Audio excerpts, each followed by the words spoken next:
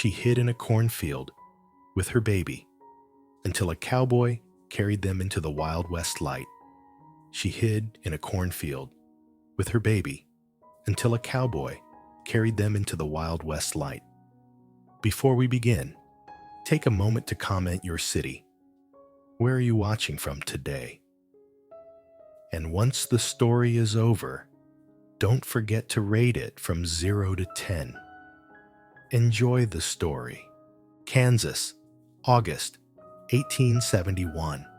The wind howled across the prairie, dragging a haze of red dust that burned like sunset fire. Deep inside a maze of brittle corn, a young mother dropped to her knees, bare feet, torn and bleeding. She clutched her baby against her chest, the child's tiny cries muffled by her trembling arms. In her other hand, an old pistol quivered the rusted steel cold as a dying prayer. From the distance came hoofbeats, slow, steady, heavy. Not the drunken charge of raiders. Then silence. Only her ragged breath and the choked sobs of her child remained, with the dry corn whispering like restless ghosts. The stalks parted.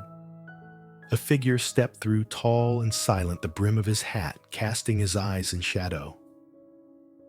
The sound of his spurs brushing the hard ground carried sharp in the night air, like a funeral bell on a breathless August night. Gwenna's finger tightened on the trigger. The world shrank to that one fragile moment, a mother trembling, holding a rusted gun. And a cowboy, wordless, offering his hand. That same August, on the far edge of Kansas, Gwenna Dale's world had already burned to ash. Her home torn apart in the night. Doors ripped from hinges. Smoke and cinders scattered across dry earth. With nothing left but her baby in her arms, she fled barefoot across stubble fields into the black maze of corn. Blood streaked her heels, but she whispered into the child's ear again and again, "They won't find us. They won't." Beyond the field, the town lay hollow. A saloon leaned crooked against the wind, its doors creaking back and forth on rusted hinges. The railroad cut through the grassland, its steel rails cooling in the dusk, the whistle of the last train fading like a farewell. To the west, the desert glowed blood red under the lash of the setting sun, dust rising with the faint scent of gunpowder drifting on the air. At the town's edge, a man stepped from the shadows. His boots carried the weight of miles' dust clinging to every seam. A wide-brimmed hat covered half his face. A Winchester rode easy on his shoulder, and at his side hung a scarred knife. He didn't need words, his eyes spoke for him. His name was Yates Dempsey, 32. A patrol rider out of northern Kansas, steady, silent, hard as the land itself. Yet deep in those eyes lived a wound that had never healed 6 winters past. He had lost his whole family to the snow. Tonight, his horse carried him slow through the town hooves, striking the old board spurs, jingling like a tolling bell. He couldn't know that just a few miles ahead, lost in a dying cornfield, a widow clung to her 6-month-old child with nothing left but fear. And before the night was through, fate would bring their 2 broken lives together. Part 1. The Hand in the Dark. The sky burned red with fire smoke twisting upward, like gray serpents wrapping around what little remained of a fallen home. Deep inside the cornfield, Gwenna Dale pressed herself flat against the earth. Her torn dress clung to dirt and blood from her bare feet.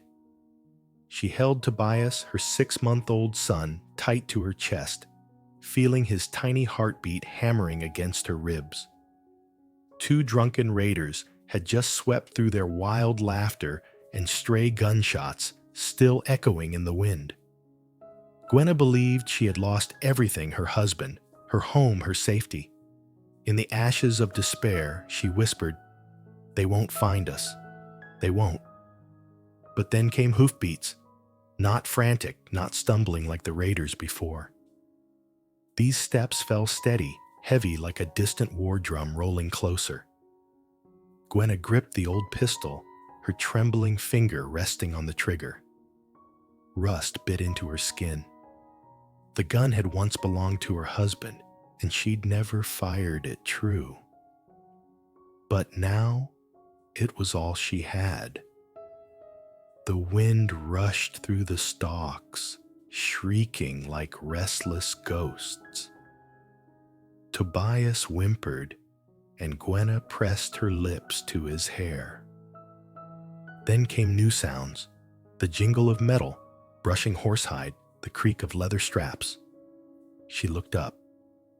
A figure parted the corn, tall, broad boots, powdered with dust, a wide-brimmed hat shadowing half his face. He stopped, careful not to shatter the fragile silence. Gwenna sucked in a sharp breath, raised the gun. "Stay back. Stay back." The man did not draw. Instead, he lifted his calloused hands into the moonlight voice, low and gravelly, carrying like wind over stone. "Ma'am, I ain't here to harm you." The night froze. For one heartbeat, Gwenna thought of death, his or hers, but then his eyes caught the faint glow of fire behind her. Not wild, not cruel, steady, patient. His name was Yates Dempsey, 32 years old, a patrol rider out of northern Kansas. A man who had lived too long alone, his hands shaped by reins, by rifle steel, by the harsh line between killing and surviving. 6 winters ago, snow had buried his family forever. Since then, he had carried only silence. And yet here he stood, weapon untouched, speaking softly to a widow with nothing left. I heard the scream, saw the fire on the ridge. He said each word, slow, meant to pierce through the panic trembling inside her. "If that was your place, they ain't far." Gwenna didn't answer. Tears stung, but would not fall. Her arm ached from clutching both the baby and the gun. Tobias stirred, whimpering face pale against the smoke. Yates bent slightly, his eyes shifting from mother to child. Firelight flickered across them, and in that instant, Gwenna saw something that stilled her. Not the hunger of a stranger, not the cruelty of raiders, only the weary gaze of a man who had already lost too much. "Let me hold him," Yates said quietly. "Your arms are trembling, and that fire could eat this whole field alive." The words cut straight through Gwenna's despair. She looked down at Tobias, his lips turning bluish from smoke and fear. The pistol suddenly felt heavy, as stone cruel in her hand. Here was a trembling widow, a silent cowboy, and between them, only a child, fragile as hope itself. Yates stepped closer, his boots pressing the dry earth with weight. He stretched out a hand, broad-scarred, hardened by rope and rifle. A hand that had lifted timber-drawn steel, pulled reins across 1,000 miles of wind. But tonight, it reached only for a child. "Please, ma'am, you've come to the end of your strength." Gwenna stared at that hand as though it were a cliff's edge. She thought of her husband, of winters they had survived, of the lonely night she gave birth in a broken house. Her heart screamed, "No one can touch us. No one will take Tobias away." But those eyes, they held no deceit, no hunger, only the solemn quiet of a man who wanted to save what little was left. The gun slipped from her fingers, clattering into the dirt. Slowly, she let her shaking hand fall into his. The moment broke like a dam. Fear gave way not to surrender, but to the first fragile thread of trust. Yates lifted Tobias gently, as though the boy were nothing more than a bird's feather. The child's cries faded. His tiny head rested against the cowboy's chest, and his breathing steadied safe in arms that knew how to hold on. Gwenna watched her heart breaking wide open. Months of strain and solitude lifted shared at last. Yates leaned closer, offering his other hand. "Stand up. I'll take you both out of here." She saw the scars across his palm, the calluses of survival, rough yet steady. With trembling fingers, she let him pull her to her feet, light as a stalk of grass. At the field's edge, his horse waited. Yates set Tobias back into his mother's arms, then lifted her onto the saddle.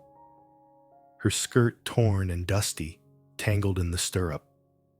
With one motion, he swung up behind her, one arm circling her waist, the other gripping the reins. His breath brushed her tangled hair. "You're safe now," he whispered. "On my life, I swear it." The horse lunged forward. Hooves thundered across the dry ground, each strike shaking the night. Behind them, flames rose high, swallowing the cornfield like a crimson tide. Smoke twisted upward, blotting out the moon. Gwenna cradled Tobias tight, her head pressed against Yates's chest. She heard the strong, steady beat of his heart, so different from her own frantic pulse. His arm held her fast, not with words, but with the unyielding strength of a man who knew loss and refused to let it win again. With every mile that fell behind despair, loosened its grip. And in the arms of a cowboy, racing through fire and darkness, Gwenna realized she was no longer alone. Part 2. On Horseback. The fire roared higher, licking the night sky like a ravenous beast. Cornstalks cracked and snapped flames racing with the wind smoke driving hard at their backs. Yates pressed his spurs to the chestnut's flank. The horse leapt forward, like an arrow, loosed iron hooves striking the hard ground with a pounding rhythm that rattled the ribs. Gwenna clutched Tobias tight, the heat of the burning field still clinging to her skin. Her hair whipped loose, stinging Yates's cheek. A single tear slid down her face, not only for fear, but for the fact that she was still alive, her baby still safe in her arms. Yates leaned into the wind, his shoulder shielding both mother and child.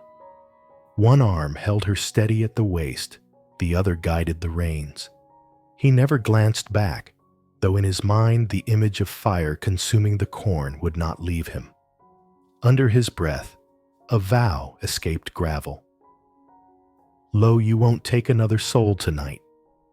The scene burned itself into memory behind them, the merciless fire. Before them, the steady embrace of a cowboy who carried two fragile lives in his arms. The summer night echoed with hooves like the heartbeat of hope. They broke free from the corn, spilling onto the open prairie. The sky stretched vast above them, the pale moon struggling through ragged clouds, its light silvering the waves of grass bowing in the wind. Dust and ash stung Gwenna's cheeks, but when she turned, she saw the fire far behind, still burning, still red against the horizon. That was her past, devoured by flame. The house that fell, the life that ended. Before her lay only an unknown road, thin beneath the ghostly light of the moon. Tobias whimpered, then burrowed against his mother's chest. Gwenna whispered voice, trembling, "Shh. I'm here, my love. I'm still here." Yates heard but said nothing. His grip on the reins tightened his arm, firming around her. The wind tore his hat back against his neck, and for the first time Gwenna saw his eyes clear, steady, unflinching. Eyes that had stared down danger alone for years, now holding not only his fate, but theirs.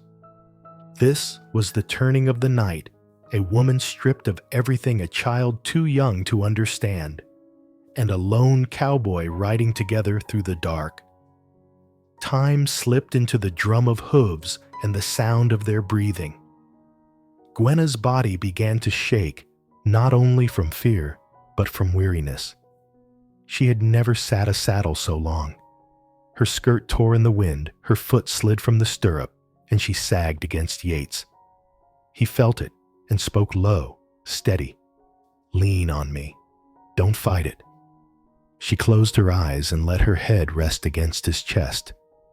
The air smelled of sweat, leather, gunpowder, and dust, but strangely, it was the safest scent she'd known since her husband's death. Tobias drifted into sleep, his tiny breath warm against her neck. Gwenna's tears fell freely, now soaking into Yates's shirt. He didn't ask. He didn't look. He only reached back, pulled his worn trail scarf around her and the baby, and tightened it against the cold. The picture was clear for anyone watching: a rough cowboy who knew when silence mattered most, and a mother who wept not from fear of dying, but from the sudden chance of having something left to hold on to. Then Yates reined the horse to a halt. He crouched low, studying the earth. Fresh hoofprints marked the dust. He listened. On the wind came laughter, the two raiders not far. He raised a hand, a single finger to his lips. Gwenna froze. Her heart stopped. If they were caught now, there would be no mercy. Yates eased the horse aside, guiding them along a shadowed ridge. The moon stretched their silhouettes long, but he kept them tucked in darkness. Tobias stirred, whimpering. Gwenna's arms clutched him close, terrified of the sound. Yates turned his head, eyes sharp, but not angry. He gave a single nod. Then he pressed them onward. A few hundred yards more, and the raiders' laughter faded into the wind. Gwenna's whole body sagged with relief. She realized it was not only the darkness that had hidden them, but the cowboy's hand firm around her waist, his steady breath at her ear. Hours passed. At last, the horizon broke. Dawn seeped gold into the eastern sky, spilling light across the rolling grass. The chestnut slowed sides, heaving sweat darkening its coat. By a shallow stream, Yates pulled the reins. He slid to the ground and lifted Gwenna down, with Tobias still in her arms. Her knees buckled, but his arms steadied her, setting her gently on a stone by the water. Silence settled, only the drip of water through rock, the slow breath of a horse, the quiet stir of morning. Gwenna stared at Tobias's face, pale but alive, the first rays of day touching his small features. For the first time, something fragile flickered in her chest, the thought that they might yet survive. She looked up. Yates was tending the horse, pouring water from his canteen, his figure carved against the newborn light. He stood still and solid, as though the prairie itself had raised him. Her voice was barely more than a whisper. "Thank you." Yates glanced back. His eyes met hers. He gave a single nod, no words, no flourish, but it was enough. And for the first time since the fire, Gwenna understood she and her son were no longer alone on this road. Part 3. The first night in the cabin. The patrol cabin clung to the hillside like a weathered box of timber braced against the wind. Yates shouldered the door open, its tired hinges groaning like an old man. Inside was little more than a cot that sagged when touched, a black iron stove, a rough-hewn table, and a chair with its back broken. He set Gwenna down on the cot, lifted Tobias gently from her arms, then bent to coax a fire to life. Dry pine cracked and hissed, resin bleeding sweet into the air. The flicker of flame licked the cracked ceiling, painting the room in trembling gold. Yates stripped the saddle from his horse, hung the Winchester on a peg by the door, and set his scarred knife on the table within reach. He poured water into a dented pot, scattered the last spoonfuls of coffee grounds, and set it over the flame. Steam rose, breathing warmth into the cabin, as though another presence had entered with them. Gwenna pulled the scarf higher around her baby's neck, her hands trembling with all she had left behind, smoke rising over her home glass, shattering raiders, laughing like hyenas. "Will they come back?" she asked, her voice splintering. Yates didn't answer at once. He set the lid on the pot, tied a rope across the door, and hung a small brass bell upon it. If anyone tried the latch, the bell would sing. Only then did he turn, draping a wool blanket over Gwenna's shoulders. "I'll keep watch," he said, voice low, rough. "You sleep. Or at least pretend to."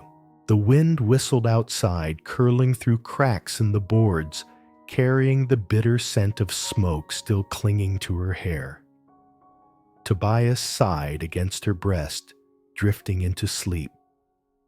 The cabin shrank to a circle of firelight, the stove's glow the breath of a child, the weary eyes of a widow, and the shadow of a man leaning against the doorframe, his hand resting lightly on a rifle. "They won't find us." Gwenna whispered, the same words she had repeated 100 times in the corn. "Not tonight," Yates said. He didn't promise more. But the way he stood there, unflinching against the wind, made those words fall heavy as nails into the floorboards. Outside, branches scraped against the walls, sometimes sounding like footsteps lost in the dark. Gwenna startled each time, her eyes darting to the little brass bell quivering like a nervous heart. Yates stepped out, a moment wedged thorny brush along the porch boots, pressing them down so no one could approach unseen. When he came back, he shed his hat and scarf. The scarf he handed to Gwenna. "For your feet. No boots here fit you. By morning I'll find some." She nodded faintly. Firelight caught the bruises on her wrist. Yates saw, said nothing, only went to the chest. He returned with coarse bandages and a strip of clean cloth, dampened with warm water. Kneeling, he lifted her foot in his calloused hands. The smell of smoked leather and patience filled the air. "It'll sting," he warned. "I've survived worse," she murmured. The warmth seared the torn flesh, and her mind was dragged backward, her husband coughing blood in the dead of winter, the cold that stole his breath the day the raiders broke her door with rifle butts. But before the memory crushed her, Yates's grip tightened, grounding her in the now. Tobias whimpered. Yates rose, poured warm water into a tin cup, and handed it to Gwenna. She tipped it to her son's lips. The boy drank greedily, then sighed like a withered stalk finding rain. A branch clawed the wall. The bell stayed silent. Yates's eyes flicked to the door, then softened. Only the wind. The hours stretched thin. Fire burned down to coals. Gwenna sat upright, eyes, following sparks drifting into the air like fragments of her old life dissolving. Yates poured coffee into his cup, hesitated, then filled another with warm water for her. "You want some?" he asked. She nodded. Their hands brushed as she took it. For a long time, they sat in silence, two shadows angled across the floor. Finally, words surfaced. "Why did you come back?" she asked. Yates leaned forward, elbows on knees, eyes fixed on the embers as if they were old trails. "I heard the scream, saw the fire. I've ridden past nights like that before, ignored the call, and come morning found nothing but ash. I won't do that again." Her breath caught. I've been alone too long. When I ran, part of me thought maybe dying would hurt less. The words hung heavy between them. Yates lifted his gaze. His eyes weren't soft, weren't hard, just clear, like water stripped of silt. You're not alone anymore. The sentence wasn't loud nor grand, but it swept through the cabin like a warm wind, silencing the storm outside. Gwenna shuddered as though shedding an armor of ice. Her tears, heavy and round, slid onto her hands, not the sharp tears of terror, but the release of someone no longer standing alone. Yates didn't touch her. He simply shifted Tobias's blanket, slid his knife further from reach, and moved his broken chair closer to the door, placing his body as the barrier between her and whatever lay outside. Sleep, he said again. I'll be here. And in the pop and sigh of wood, those words rooted themselves deep into the house like a heartbeat nailed into the floor. Midnight came silent as a coyote. Coals glowed faint. Gwenna stared at dust motes rising and vanishing in the firelight. Yates crooned no song, only the rasp of coffee sipped the steadiness of breath. When Tobias woke crying, the first gray of dawn had already touched the ridge. Gwenna stiffened, but Yates was there lifting the child with hands too big yet steady as stone. He rocked him, murmuring low a tuneless hum that sounded like wagon wheels on long roads. The baby's cries dwindled his hand, clutching Yates's scarf. Gwenna looked up, and for the first time since her husband's death, she saw gentleness asked of no one, just given. A cowboy, a lullaby without words in the faint light of morning. Pain wasn't gone, but for the first time, someone else carried half of it. Yates laid Tobias back by her side, broke a piece of stale bread, dipped it in warm water, and pressed it into her hand. Eat. Don't argue. She almost smiled. Do you always give orders like that? He shrugged. On the trail, short words keep men alive. Stepping outside, he fetched water, one hand on the bucket, the other never straying far from his holstered gun. When he returned, he carried sprigs of wild sage. He crushed them into the old pot. The scent of smoke and sharp herb filled the room, reaching deep into the lungs. Gwenna breathed it in, wanting to tell him about the little things that had kept her alive, once a patch of beans, a wooden spoon, her mother's cloth. She didn't. But when Yates knelt again, wrapping his own scarf around her wounded feet, she knew the small things were returning. Sunlight spilled thin over the hill. The wind softened, sighing instead of howling. Yates scanned the ridge, no new tracks, no smoke, only a bird pecking its seed. He reset the bell, removed the thorns, then came back, carrying the smell of dawn on his coat. Gwenna held Tobias near the fire, his cheeks flushed pink from sleep. She looked at Yates and caught his eyes, tired, yet lit like a sky smoothed after storm. Last night, she whispered, as if realizing the night was truly gone. Thank you. No need, he said, pulling his hat low. This morning, I'll scout the ridge. If it's clear, I'll take you down to the hollow. There's an old Cottonwood and a dry well.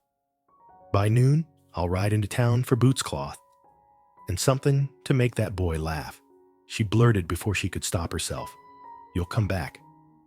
He stood a long moment, then nodded once. I told you last night. You're not alone anymore. This time, his words didn't sink into the floor. They opened the door. She clutched Tobias, blinking fast, to trap the sight of him in her memory. From her pocket, she pulled a charred scrap of paper, her husband's last unsent letter. Only one line remained clear. Don't fear the night. even it needs rest. She set it on the sill, letting the wind lift it once, then lay it down, closing a chapter. Yates fastened his gun belt, shifted his knife to his left side, and swept one last glance across the cabin. The blanket, the baby's sleeping place, the water pot, the barred window. He stepped onto the porch, paused, and spoke without turning. If you hear 3 knocks, open. 2 don't. Then he walked into the rising sun. Light crept across the floorboards, warming Gwenna's bandaged feet. Tobias's tiny hands, even the broken chair, turning its wood to honey. The room was quiet again, but no longer empty. Somewhere between timber and ash, a promise had been nailed down, not with ink or seal, but with a man riding into morning and a woman for the first time in years sitting inside a house without fear. She brushed Tobias's hair, pressed her forehead to the cool door frame, and whispered not to anyone in particular, but to the fire and the wind beyond. We have a home to wait in. Part 4. Small meals. By late afternoon, the earth had turned red-brown, and the wind swept thin dust beneath the cabin door. Yates built the fire and set the black iron pot over its ring of flames. Into the bubbling water, he dropped soaked beans, a few slivers of salted meat, and a pinch of wild sage he'd gathered along the ridge. Soon, the room filled with the mingled scents of pine smoke and boiling beans, drifting into every crack of the cabin's boards. Gwenna sat at the table with Tobias in her arms, watching every motion of the man at the stove. He didn't speak much, only stirred, slow tilting his head now and then to listen to the rhythm of the pot, as if its steady boil was the music that reassured him the world had not yet fallen apart. She remembered meals with her husband, hurried, meager sometimes, only stale bread softened in water. Yet now, just the promise of beans and smoke warmed her chest. She whispered more to herself than the child. At least, it smells like a home. Yates Hurd said nothing, but set the spoon aside. He lifted the lone piece of meat from the pot, laid it in a tin bowl, and slid it toward her. Eat. You need it more. The slice steamed in the cold air. Gwenna's throat tightened. She almost refused, but the look in his eyes stopped her. Not pity, not demand. Only the plain conviction of a man who had long ago learned to share what little he had. She nodded, took it. For anyone watching it, was simple, a rough cowboy, a worn widow, and a single strip of salted meat. Yet together, they made the first taste of family rise again from ashes. Night came colder wind, seeping through their coats. The beans had gone half empty, the fire sank to embers. Gwenna pushed a tin of water toward him. You drink, I can manage, but you'll keep watch tonight.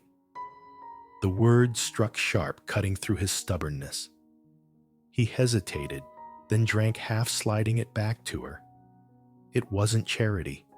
It was something rarer, an unspoken balance between two souls who had both lost too much. When Tobias fussed, Gwenna turned aside, blanket drawn, close firelight, outlining her thin shoulders. Yates sat a few paces off eyes, on the door ears, keen to every sound in the room. A muffled sob from her tightened his grip on the knife in his hand, not from anger, but from knowing some pains weren't meant to be witnessed, only guarded in silence. When she returned the child to his bedroll, Yates stood, poured hot water into a cup, and set it before her. Don't let your throat go dry. The words were rough clipped, yet They settled over her like a lullaby. And in that moment, the little cabin ceased to be a shelter. It became a home. Dawn laid frost along the ridge, blurring the cabin's lone window. Yates was already outside, axe striking rhythm into wood, each blow a heartbeat against the cold. Gwenna woke to find a tin plate stacked with cornbread baked sometime in the night. She bit into one piece, dry, faintly sweet, with charred corn, and her eyes stung. Not for the taste, but because someone had thought of her breakfast before she woke. For too long, she had lived only on what was left over. When Yates returned, shirt damp with sweat arms full of dry wood, he caught sight of the plate, half empty. His mouth bent in the smallest smile before he dropped the wood. He said nothing, but the silence carried its own words. I see you, and I saved some for you. Tobias laughed a bright bubbling sound, the first since the fire. It filled the cabin, shaking dust from the rafters. Gwenna wept as she clutched him, laughter and tears tangled. Yates bowed his head, humbled, as though standing before a miracle. That evening, Yates came back from the stream with trout. He showed Gwenna how to clean them. Her hands fumbled, but he didn't laugh. He only guided her fingers once, then stepped back so she could do it herself. When the fish sizzled on sticks above the coals, smoke and sweet flesh filled the room. They gathered around the low table, a cowboy, a widow, and a child who couldn't yet speak. No grand words passed, only the crackle of fire and the clink of tin. Yates slid the crispest piece of skin into her bowl. She shook her head, but his eyes held firm. She ate each bite, warming her deeper than food had in months. You aren't hungry? She asked softly. I've had enough. 3 words plain as stone. But they filled an emptiness she hadn't known could be filled, the simple act of being cared for. Later, a lantern burned on the table, casting their shadows long against the walls. Gwenna stitched at a tiny shirt, clumsy with the needle. Tobias slept in a makeshift cradle, cut from a wooden crate. The room was poor to the bone, but it glowed with light, with thread pulling cloth together with wind that no longer sounded like threat. Yates fed another log to the fire, then sat across from her carving at a block of wood. Shavings fell soft as snow. What are you making? She asked. A spoon. For the boy. He'll need his own before long. The words struck deep. He promised nothing, offered no future, yet here he was, whittling one piece of it into being. Tears blurred her vision. She let them fall, no longer hiding. Yates kept on his face, rough in lantern light, steady as the grain of oak. When her needle slipped, she sighed, whispering to the fire, I thought I'd never have a meal shared again. Yates looked up, his eyes as still as stone. He didn't reply. He only dipped the ladle deep into the pot, scooping the warm beans from the bottom, the part that held its heat longest. He set the bowl in front of her. That night, words were not needed. The little cabin spoke for them in beans and firelight, in a baby's steady breath, in silence shared like a bond stronger than steel. Part 5. The Past Revealed. At first light, when dew still jeweled the grass in silver beads, Yates led Gwenna to the stream. Water whispered over the old stones, its chill biting at their hands. His horse drank from the cottonwood's roots, breath steaming white in the morning air. Yates crouched with practiced hands, tying a hook to a line of coarse twine. Gwenna sat on a flat rock, Tobias swaddled against her chest. She watched the man's quiet motion, steady, sure, and for the first time since fleeing, she did not feel hunted. Even the rush of water carried comfort, like a lullaby remembered from childhood. You ever fish before Yates asked his voice, low eyes fixed on the line? Once with my father, when I was small. I hardly recall it. Then today makes twice. He handed her a rough pole cut from willow, guided her where to cast. The bait plopped too near the bank. No fish stirred. He didn't laugh. Instead, he stepped behind her, his broad hand closing gently around her wrist, angling it true. His breath brushed the nape of her neck, and her heart stumbled. The line arced, landing clean in the swirl of current. Gwenna turned her head, and their eyes met his gaze, deep still, yet carrying something beneath, like water flowing unseen under stone. For a long moment, only the stream spoke and the thrum of her pulse. She knew then something important was about to be said. The wind rippled the surface. Yates's voice came rough as wood rubbed together. 6 years back, my father drove freight through Dakota Pass. Snow fell early. Wagons stuck fast. He froze there with my mother. She still holding a ledger she'd meant to deliver. I was with them. He paused, drew breath. Gwenna's hands tightened on the pole, her chest aching at the picture. She saw him clearer now, not only a cowboy carved from silence, but a boy who had carried winter on his back ever since. I dug with bare hands, buried them shallow in snow. Earth was iron then. That night, I kept watch over their bodies and swore I'd never let anyone close enough to be taken from me again. The words carried no tears, no tremor, only the knife-edge cold of truth. Gwenna's own memories rose, her husband fevered and fading in winter, her hand useless against death. I know, she whispered. I sat beside someone who never woke again. He turned, and for the first time his eyes softened, as if recognizing a scar he shared. He didn't smile, didn't nod, just said, "Then you know." It's like a hole that swallows everything. Two figures sat by the stream. Their grief laid bare, no longer alone before the abyss. The sun rose, higher, spilling coins of light across the water. Gwenna spoke, voice small but steady. I married at 19. He was gentle, quiet. Last winter, fever burned too high. I couldn't keep him. When they lowered him into the ground, I stood alone. The wind cut like knives. No one took my hand. Each word fell into the stream, like stones breaking into ripples. Yates listened, his rough palm curling into a fist on his knee. Since then, she whispered, it's only been the boy. Everything else. I let the wind carry off. Silence followed, but it no longer weighed heavy. Within it was recognition and unspoken bond.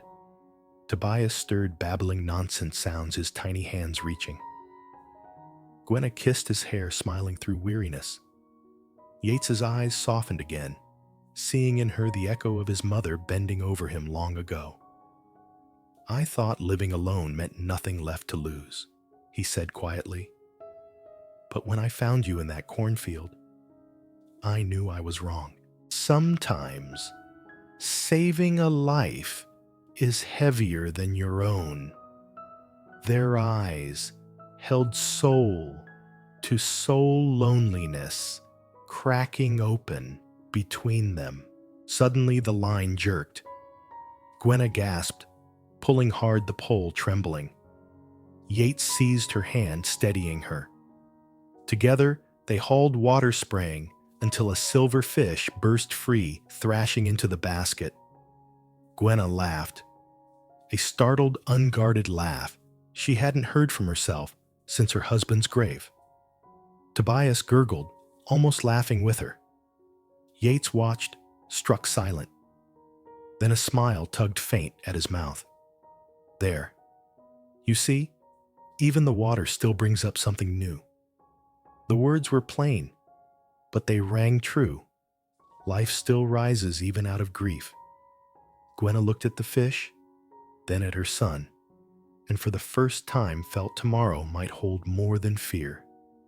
The three of them, cowboy, widow, child, sat by the stream, a basket of shining fish at their feet, the sun laying gold across their faces, a picture not of loss, but of life beginning again.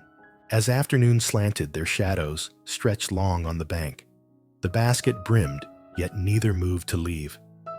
Gwenna spoke at last. I don't know what tomorrow will bring. Maybe they'll come back. Maybe I'll have to run again. But today I wasn't alone. Yates studied her. Then Tobias nestled against her chest. His hand tightened around the pole voice, dropping firm as stone. If they come back, they'll have to go through me first. No flourish, no vow. Just a fact, steady as the sound of hooves. Gwenna said nothing, but laid her hand on his warm, against the cold that had lived too long in both of them. He didn't pull away. Together, they sat listening to the water's murmur, to the wind crossing the fields, to grief fading into companionship. When at last they rose and walked back toward the cabin, the sun burned red across the horizon. The basket swung heavy with fish. Their silence carried a promise wordless, yet certain two broken souls would no longer walk the West alone. Part 6. Hands by the fire night. Pressed hard against the cabin walls, wind clawing at the cracks in the wood. The door shuddered now and then, as if some unseen hand tapped gently from the porch. In the iron stove, the fire had sunk low. No longer flames, only coals glowing faint, scattering sparks like fallen stars trapped in ash. Gwenna sat near the hearth. Tobias asleep in the cradle Yates had built from a rough box of pine. The room was so still, it seemed to swallow her breath, broken only by the sigh of wind and the snap of wood. She pulled the blanket higher over her shoulders, her gaze fixed on the embers. For the first time in months, she did not feel hunted, yet she feared believing too much in this fragile peace. Yates stepped in from the porch, Winchester slung across his shoulder, the smell of open night and prairie dust clinging to his coat. He leaned the rifle against the wall, stripped off his gloves, and sat in the chair opposite. His shadow stretched across the floor, nearly swallowing the stove. Firelight revealed the weary lines of his sunburned face, but in his eyes burned a flame that refused to go out. You get any sleep? He asked, his voice low, rasped dry by years of desert wind. Not yet, she whispered. I'm afraid if I close my eyes, I'll wake and find it all gone. He didn't try to comfort with words. He only tossed another stick into the stove, letting the coals flare a little brighter. And in that moment, Gwenna understood. Sometimes silence from a man carries more weight than any promise. They sat across the fire, a small pot of water heating between them. Gwenna held the tin cup steam rising to sting her eyes. She spoke quietly, as though confiding in the embers. I thought I'd never sit beside a fire with anyone again. Yates tilted his head, his gaze drifting to the child. I thought the same. Nights at the watch cabin. Just cold coffee wind screaming through the door. No laughter. No baby's cry. His tone was even, but she heard the fracture behind it. Smoke curled between them, and their eyes met through its veil. Two broken souls staring into the same cracked mirror, scarred but unbowed. The wind roared louder outside, rattling the door. But inside the fire carved a world apart, small, warm enough for two people to sit close without feeling empty. Yates. Gwenna's voice trembled but held firm. Thank you for not leaving me. I don't walk away from a cry for help. He hesitated, then added slower. And maybe I was done leaving myself behind too. A long silence fell, broken only by the hiss of coals. Gwenna set her cup down, her hands shaking. Yates reached to shift a log spark spitting, and his hand brushed hers. Both stilled. Neither pulled away. Calloused fingers, scarred by rope rifle and axe. A frail hand cracked by washwater and grief. That single touch carried more than warmth. It pulled down every wall they had built against the world. Their eyes locked. In his, Gwenna saw loneliness wrapped around a hidden gentleness. In hers, Yates saw fear, yes, but also a will to keep living, to keep trusting. Wind screamed through the eaves, but in the cabin they sat unmoving, joined by touch, as if clinging to one another in the desert of their lives. Gwenna trembled, not from cold. Her tears slipped free, landing hot on the back of his hand. They spoke no word. And in that silence, an old fortress of grief cracked open. Tobias stirred, whimpered. Gwenna withdrew, gathering him quickly, rocking him close until he sighed back into sleep. Yates never moved his eyes, following them. When she turned back, she saw his hand resting loose on his knee, still carrying the ghost of her touch. She laid the child down, then returned to the fire, sitting closer. The gale outside battered the cabin, but their breaths inside blended into a steady rhythm. She brushed a stray lock of hair from her face, stealing a glance his way. Do you ever fear, she asked softly, that you'll run out of strength? Every day, he answered, eyes steady on the coals. But fear don't mean you quit. Her heart hammered, not with dread, but with a strange calm. She had not asked such questions in years, not with anyone to answer them true. Slowly, she laid her hand on his knee. This time it was she who reached first. Yates lowered his gaze. The shadows in his eyes deepened, then brightened as if wind had fanned a coal alive. He covered her hand with his, broad and certain. The night stretched on endless beyond the walls. But in the cabin, time held its breath. The wind rattled the roof, scratching wild against the boards. But inside, only the red glow of embers remained. Tobias breathed steady in his cradle. Gwenna leaned against the wall, her hand still wrapped in Yates's. I thought I'd never trust again, she whispered into the firelight. He squeezed gently. You don't have to trust everything. Just trust what's right in front of you. She closed her eyes.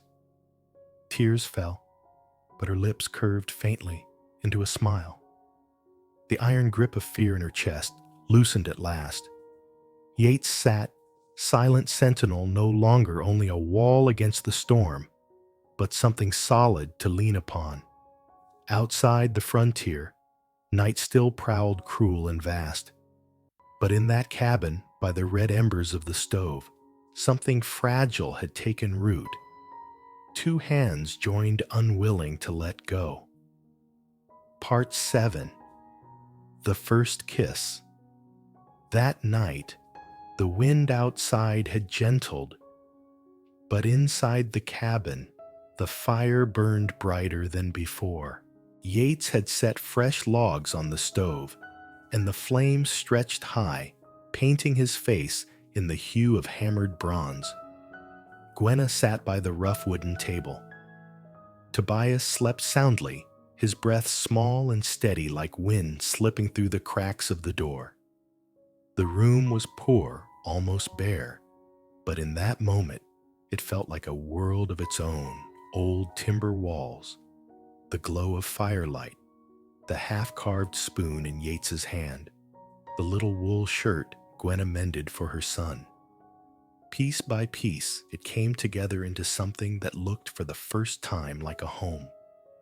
When she lifted her eyes, she found Yates already watching her.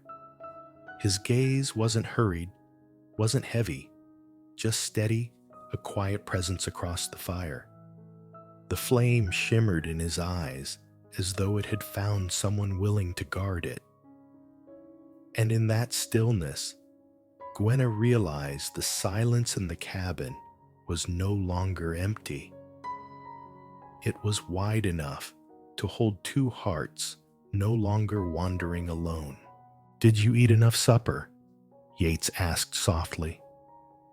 "I did," she said. Then after a pause, "But I feel full in another way, for the first time." He frowned, puzzled, but her faint smile lit the cabin brighter than the fire. The flames sank lower, settling into a warm gold glow. Gwenna shifted closer, warming her hands above the coals. Her voice trembled with a question. "Yates, you never had anyone to go home to." He ran his thumb along the handle of his knife. His gaze lowered. "I had trails. I had guard posts. Beds I borrowed for a night, but no one waiting at the door." His words struck her like a blade, not cruel, but bare and true. She remembered the silence after her house burned, only her child's crying filling the hollow. No knock at the door, no one stepping in. "And you?" he asked, voice rough. "I once had someone," she whispered, "and then I lost him. Since then, I never dared believe there'd be anyone else." They fell quiet. But the silence was not a wall. It was a bridge. Their eyes met through the glow of fire, and without speaking, the question lingered. Could we be that place for each other? The fire dimmed to embers, the cabin wrapped in soft red light. Gwenna moved nearer, without thinking, drawn by the warmth. Yates didn't move away. The space between them shrank to only a breath. The wind tapped softly at the door, but within the cabin, peace held. Gwenna laid her hand on the table, her fingers trembling, not from cold, but from something deeper. Yates slid his hand close, not gripping, not forcing, just letting it rest beside hers, an open invitation. She looked down. Their hands almost touched warmth, mingling in the small space between. She drew a long breath, then let her fingers graze his. He didn't pull away. Time stopped. No wind, no creak of boards, only the rhythm of their breath shared across the fire. Flame reflected in Gwenna's eyes, making them shimmer. And in Yates's gaze, steady as bedrock, she read the vow he hadn't spoken. "I'm here." Tobias stirred, whimpered, then drifted back to sleep. Gwenna exhaled, turned back and found Yates waiting. He wasn't pushing. He wasn't demanding. Only silent steady, leaving the choice with her. She leaned forward slowly until her forehead touched his. The first contact was fragile trembling, like a traveler laying her hand against a long-sought door. Yates bent too, closing his eyes. Their lips met, not fast, not fierce, but sure. A kiss, simple as breath, slow as embers, carrying the taste of smoke and the warmth of wood fire. Yet within it lay something deeper, a promise, unspoken binding, without words. In that kiss, Gwenna's heart finally let go of fear. And Yates, for the first time in years, felt himself anchored, not drifting. When they parted, the cabin still glowed with coal light. Gwenna rested her forehead against his shoulder, her heartbeat unsteady yet calm. Yates laid his rough hand against her hair. He offered no vows, only held her close. "I don't know what tomorrow brings," she whispered. "Tomorrow will have wind, roads, things we can't reckon," he answered. His voice dropped to a near whisper. "But I'll be here if you'll have me." The words were plain as natural as the wind itself, but they drew tears to her eyes. She clasped his hand tight, no further words needed. Outside, the western night stretched endless and merciless. But inside the cabin, a small fire burned brighter than the wind could touch, lit by a single certain kiss, and by a promise that needed no ink, no seal, only two souls who had chosen not to be alone. Part 8. The Wedding. Beneath the cottonwood, September poured honey-colored light across the valley. The sun no longer scorched like summer, but drifted soft over the ridges of grass, catching on golden dust, whispering through the great cottonwood behind the cabin. That morning, Yates rose before the rooster, washing at the stream, a razor's cold edge scraping clean his jaw like clouds drawn smooth across the hills. He looked down into the trembling pool at his reflection. Not a drifter, not a patrol rider on borrowed time, but a man ready at last to stay. Inside, Gwenna laid out a calico dress in pale lavender, mended with careful stitches by Alma Farrow the day before. The hem was worn thin, but the new thread held it up like unseen hands. She braided her hair low, threading a ribbon a shade deeper than lavender plain and modest. Tobias wriggled on a folded quilt, dressed in a tiny vest cut from Yates's old shirt, crooked stitches, rough cloth. But when the child kicked his legs, the cabin seemed to fill with a laughter it hadn't heard in years. At the table, Yates sat with a small wooden box open before him. Inside lay 2 rings, carved from hickory driftwood, sanded smooth. No gold, no silver, only the grain of wood that had survived flood and storm. He shaved one edge, finer blew away the dust, and slipped it over his finger. It caught just slightly.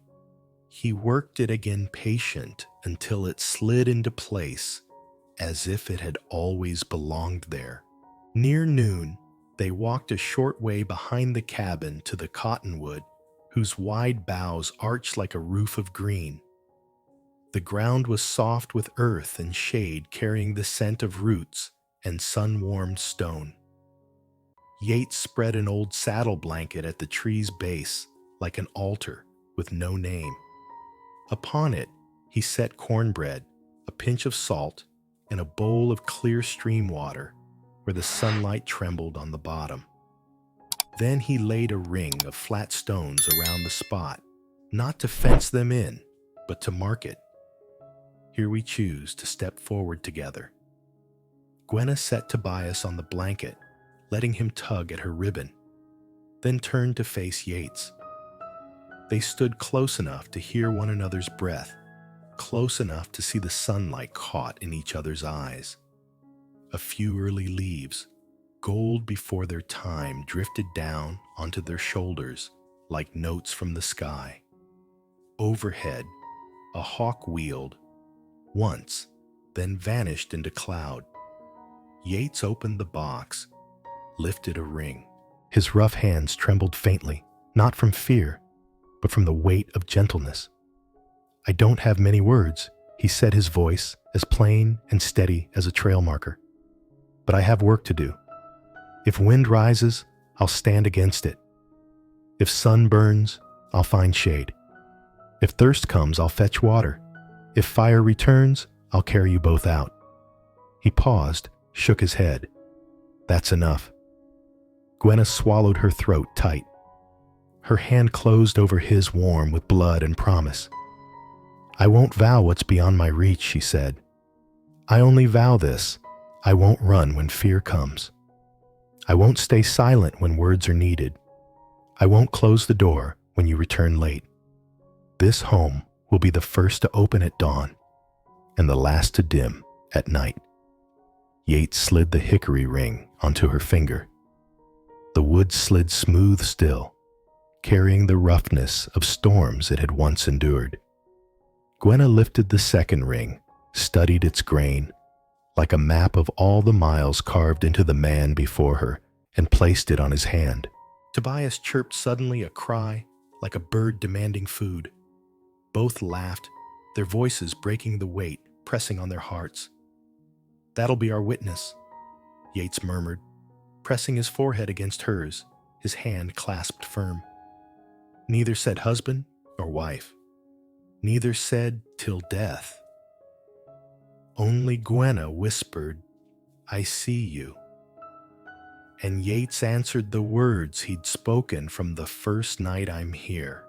They shared cornbread and salt, passing it between them, sealing the vow, not with signatures, but with sustenance. He poured her the first sip of water, the truest sign a writer could give you, "Belong under my roof." Then he drew his knife and carved shallow letters into the cottonwood, just their initials joined by a single line. Not deep enough to wound the tree, but deep enough to mark their place. Gwenna tied her ribbon to a low branch, letting it flutter in the sun like the only banner they'd ever need. When they finished, Yates set his Winchester on the ground, barrel turned outward stock near his boots, a sentinel at rest. Gwenna tucked a scrap of cloth beneath the first stone of the ring, a remnant of her husband's shirt saved from the fire. "Thank you," she whispered, not to Yates, but to the one already gone, for leading her this far. The wedding ended, not with music or gunfire, but with a sip of shared water and the sound of their child's laughter. As the day leaned westward, they folded the blanket, gathered the stones, but left the ribbon swaying on the branch. At the porch, Yates lifted Tobias, pressing the boy's face to the rough bark. "Breathe it in, little man," he said softly. "That's the scent of something that lives a long, long time." Back on the steps, Gwenna leaned against him, no longer afraid she'd fall, no longer running. "It's done," she said. "It's done," he echoed, placing his bare hand over hers, the hickory ring warm beneath his palm. That night they ate fish beans and bread. No feast, no guests, but every bite carried weight. And outside the window, the ribbon on the tree flickered in the wind, a small lantern for travelers who might be lost. Before sleep, Gwenna touched the ring on her finger, not shining, but strong. A circle of wood that had survived flood and storm. "Love needs no paper," she whispered into the dark. "Only truth. And that's enough." By the stove, Yates banked the coals low, leaving one ember glowing steady, a fire the size of a promise meant to burn into tomorrow. Part 9. A New Seed. Spring returned, softening the ground behind the cabin with short, steady rains. The corn Yates and Gwenna had planted the year before now pushed up green in neat rows. Each morning, before the sun grew hot, Yates walked the field with bare hands pulling weeds from the soil until the scent of sap clung under his nails. From the porch, Gwenna watched with Tobias on her hip, shading her eyes with one hand. To her, the rows of young corn looked like an army of green soldiers marching toward the future. Tobias had begun to toddle, stumbling through grass, still wet with dew. Gwenna followed, close ready to catch him, but each time he fell, he pushed himself up again, eyes flashing with the same light she had once seen in his father's. She knelt, gathered him into her arms, and whispered, "That's it, son. Stand again. Out here, everything that grows must learn to rise." From the edge of the field, Yates leaned on his hoe, sweat cutting lines down his temples. In his chest, he carried a quiet gratitude the corn was coming up. Yes, but the truest seed was the smile on Gwenna's face each time she watched her boy rise once more. One afternoon, washing her hands at the wooden basin, Gwenna felt her palm drift to her belly. A faint dizziness washed through her, not harsh, but enough to tell her what words had not. She sank onto the bench, covering her stomach with trembling fingers, as if holding a secret sprout just breaking its shell. Yates came in with an armful of firewood. He set it down, caught sight of her face. "You all right?" Her lips trembled, but she nodded, then took his hand, pressed it to her stomach. His eyes widened, stilled, then softened like ashes touched by rain. "Is it true?" "It is." No cheer, no rush of words, only a silence heavy with rain and harvest and the breathing of earth itself. He sat beside her, gripping her hand, and for the first time he spoke not to steady her, but to confess his own wonder. "Thank the Lord."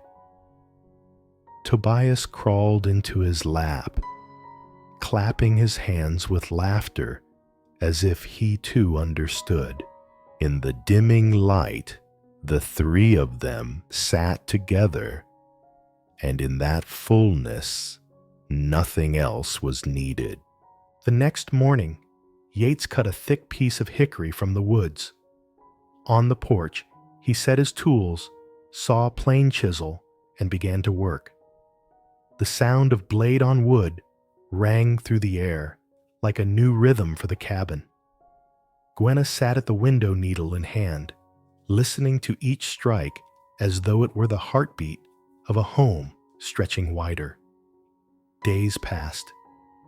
At night, the lantern burned, while Yates carved his shadow, thrown long across the wall. Gwenna rested her palm on her belly, letting the hammer's pulse echo through her bones.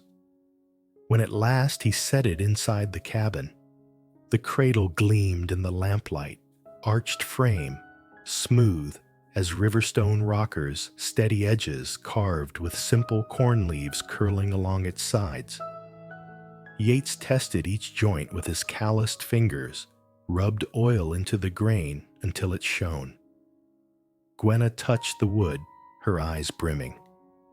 "You built it as though for the whole world." No, Yates said softly, "Just for three, and one more." The words sounded like a prayer. And in that small room, filled with the smell of new wood and hearth smoke, a child not yet born already had a place to rest. As Gwenna's belly grew, Yates knew the cabin needed more space. At dawn, the hammer rang and nails bit into pine. Tobias ran circles in the yard, cheering every blow. Gwenna stitched cloth beneath the cottonwood, smiling through tears at the sight a man shaping timber, not for war, but for shelter. Yates split boards, raised beams, sweat running into the soil. When the roof finally closed overhead, fresh pine resin scented the air, and the cabin seemed to breathe with a larger chest. That evening, he led Gwenna inside. A single window faced east. Morning light would one day spill across the cradle now standing in place. Gwenna touched the frame, her eyes wet. "I never thought I'd see a room for anything but loneliness. Loneliness has run out of room." Yates answered, his voice steady.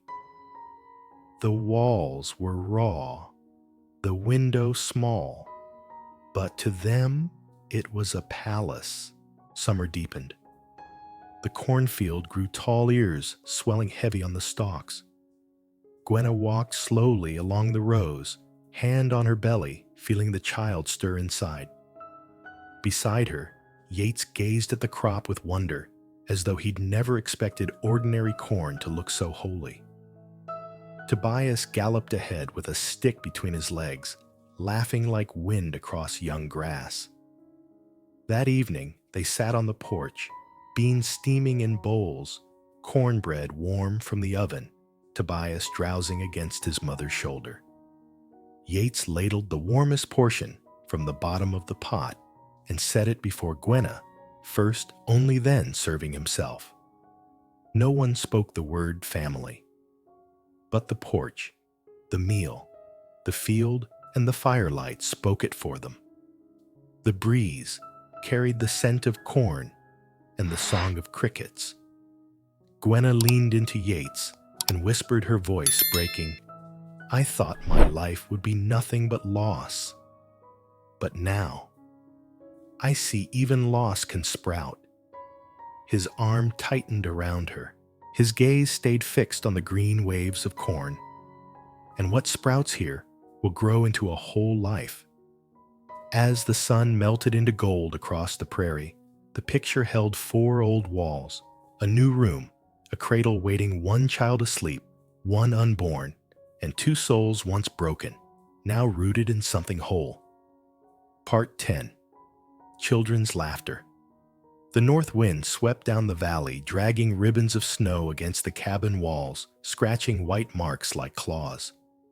Frost clung to the windows, glass humming with cold. Inside, the iron stove breathed steady pine logs, hissing as resin melted into small, bright tears. The cabin, once a refuge for 2, had become a nest of 4, a patchwork rug, a scarred wooden table polished by firelight. The hickory cradle Yates had carved by hand, and small notches on the doorframe where Tobias's height had been measured. Now, the boy ran freely, his feet sure. A wool cap sagged down over his brow, tassels bobbing as he clutched the little wooden horse Yates had carved. He circled the stove in clumsy gallops, laughing so hard that every stumble turned into joy. Each time he tripped on the rug's edge, his laughter flared again like dry grass catching flame. He'd stop, prop his horse on a chair as if to let it watch the fire and race off once more. In the cradle, baby Clara kicked her feet, eyes wide, as autumn ponds, giggling and hiccuping bursts like drops of water striking a bucket's rim. By the stove, Gwenna mended wool stockings with awkward stitches. Smoke of pine mixed with the faint spice of dried sage hung in the air. She tilted her head, listening to the children's sounds, the music she had once thought she'd never hear inside her home again. Sometimes memory cut sharp as wind, dragging her back to burning cornfields and the rattle of an old rusted gun.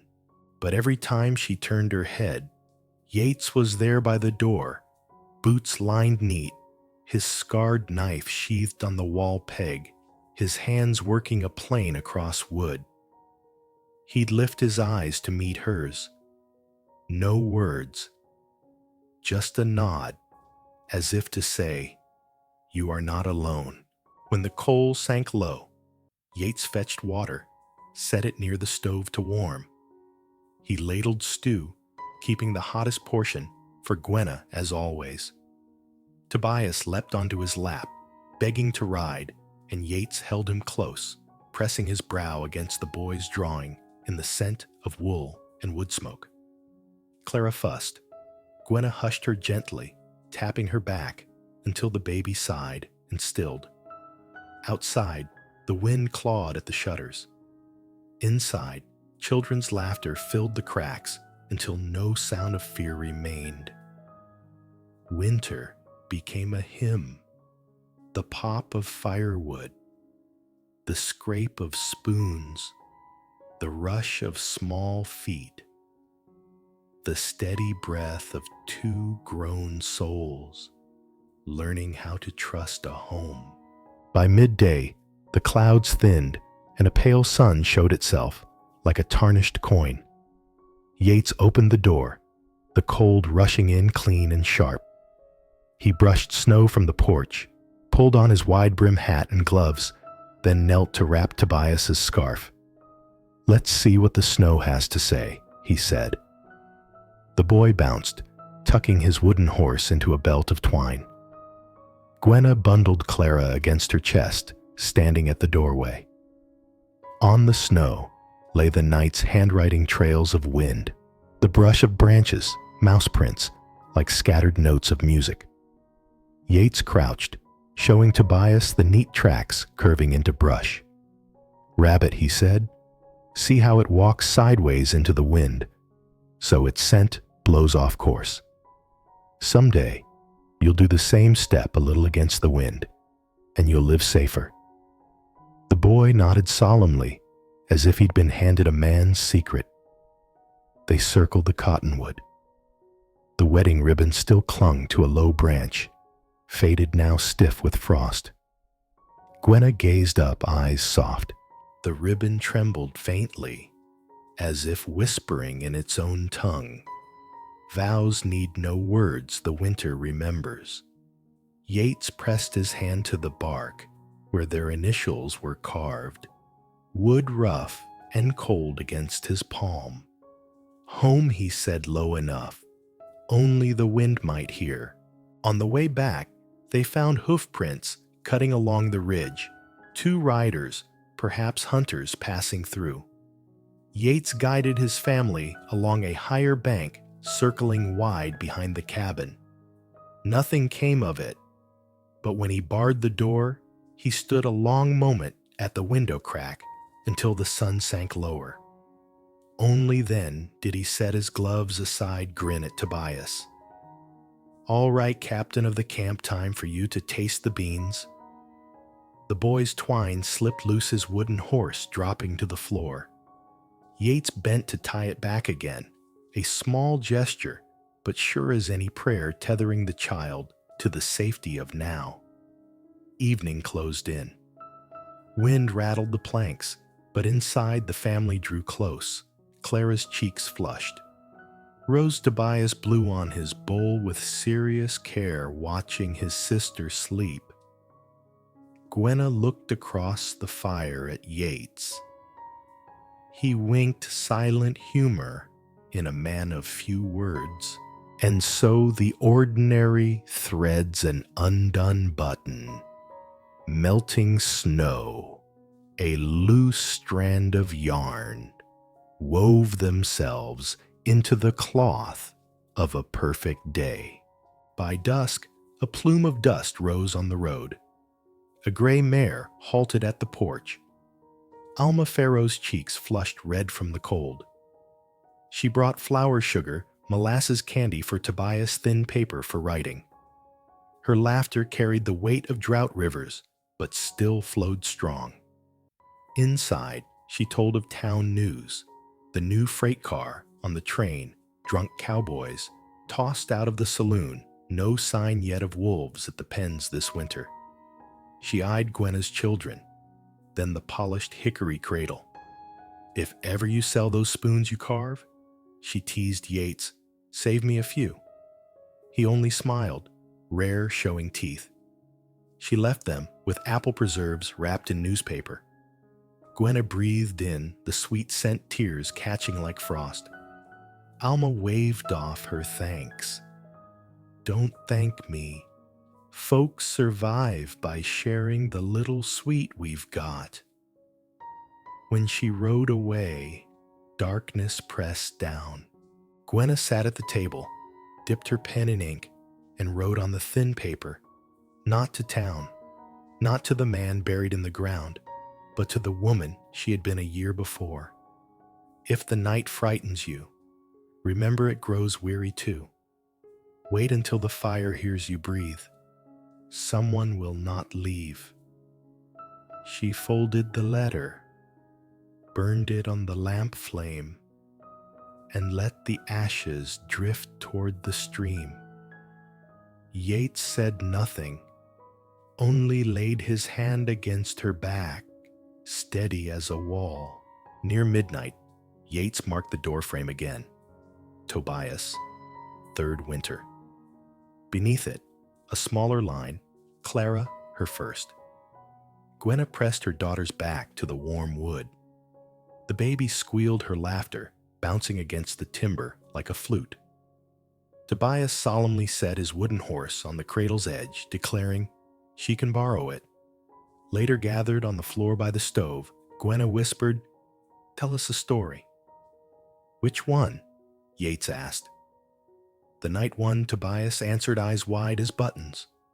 So Yates spoke his voice low and rough, as trail dust of stars hammered into the winter sky like nails holding the roof of heaven, of trails, where each footprint was a word he never needed to read, of an old winter long ago when a boy sat watch over two graves, and how that boy had learned at last to tell stories instead of listening to the wind.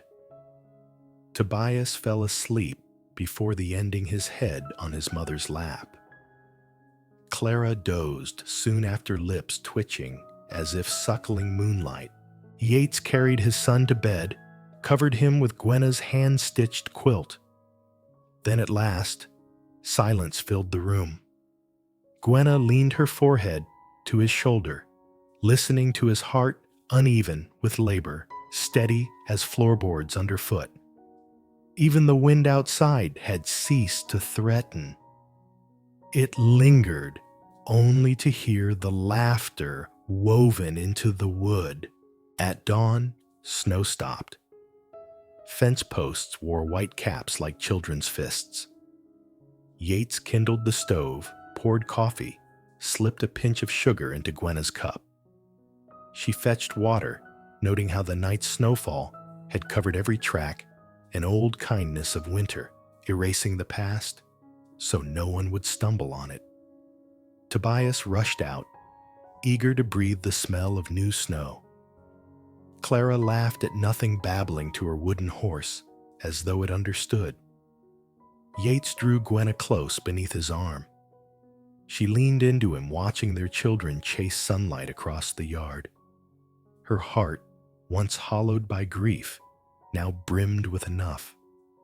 "I once thought the long road was meant for one," Yates murmured. "Turns out, it only becomes a road when someone waits at the end." Gwenna brushed her thumb across the wooden ring on her finger. "I once thought love had to be some great vow. But now I know it's a bowl of beans warm on the table, a rope tying a horse, children's laughter softening timber." They stood there until the sun rose higher, until the beans bubbled again on the stove, until children's laughter filled the cabin with morning. At the field's edge, the cottonwood stood silent ribbon, still clinging pale on its branch. A hawk drifted overhead, shadow sweeping the ground like a quiet punctuation before vanishing into sky. And the story closed as it began, not with silence, but with sound, the sound of children laughing, the surest hymn a home can have. No one is too broken to begin again. Sometimes all it takes is one hand held out, and a home can rise from ashes. Would you like me to craft a short epilogue hook that teases a new story in the same valley, maybe Tobias grown, or Clara's own tale, so your audience feels there's more to come?